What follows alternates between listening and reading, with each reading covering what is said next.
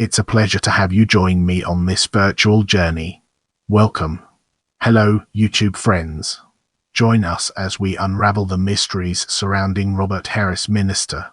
Robert Harris was an English clergyman, known as a Puritan preacher, member of the Westminster Assembly, and President of Trinity College, Oxford.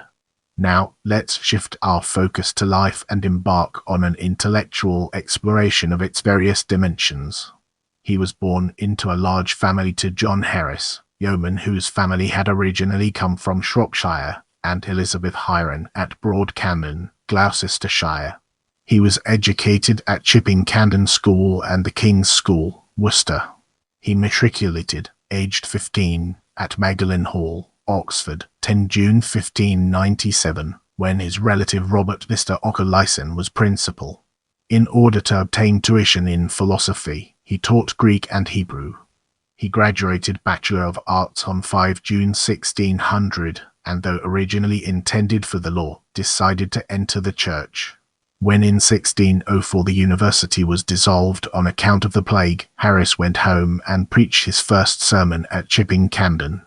In 1606 he married Joan Whately, the sister of his friend and vicar of Banbury, William Whately, and subsequently raised a large family of at least a dozen children, including Dr. Malachi Harris MADD, who was, amongst other things, chaplain to Mary Princess of Orange and Charles II. Returning to Oxford, Robert studied theology for 10 years and graduated B.D. on 5 May 1614. In 1614 Sir Anthony Cope offered him the living of Hamwell, Oxfordshire, and Hamwell Parsonage became a resort for Oxford students. Harris won fame as a preacher at St Paul's Cathedral, St Saviour's Southwark, and other London churches, as well as in his own neighbourhood. He was a staunch Puritan and parliamentarian. On 25 April 1642 he was chosen one of the Holy Divines to be consulted by Parliament, and on the occasion of a public fast 25 May preached before the House of Commons. After the Battle of Edge Hill, the Royalist troopers quartered at Hamwell turned out Harris and his family, and he was finally ejected from his living and obliged to go to London September 1642.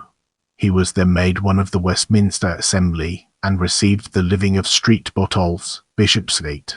In 1646 the Committee of Hampshire presented him to Petersfield, but before he could take possession he was ordered to Oxford 10 September as one of the 6 divines commissioned to preach there. From May 1647 to 1652, and again from 1654 to 1658, he was visitor to the university, and on 4 June 1647 preached at the University Church of St Mary the Virgin his first visitation sermon, in which he defended himself from the charge of pluralism. On 12 April 1648 the Chancellor of the University of Oxford, Philip Herbert, 4th Earl of Pembroke, admitted Harris to the degree of D.D., and at the same time he was made President of Trinity College in the place of Hannibal Potter, whom he had assisted to eject. The living of Garsington, Oxfordshire, went with the headship. He lectured once a week at All Souls College, and preached on Sundays at Garsington. He died on 1 December 1658, at the age of 77, and was buried at Trinity College Chapel. He was satirized by the Royalists as a notorious pluralist, but there is no proof that he enjoyed all his livings at the same time. John Wilkins describes him as one of the most eminent divines for preaching and practical theology. He published a large number of separate sermons. The chief authority is a eulogistic life by a friend, William Durham, Harris's kinsman and minister of Tredington. Durham described Harris thus: Drive Harris was a man of admirable prudence, profound judgment, eminent gifts and graces, furnished with all the singular qualifications which might render him a complete man, a wise governor, a profitable preacher, and a good Christian. If you have any suggestions for future videos, feel free to drop them in the comments section.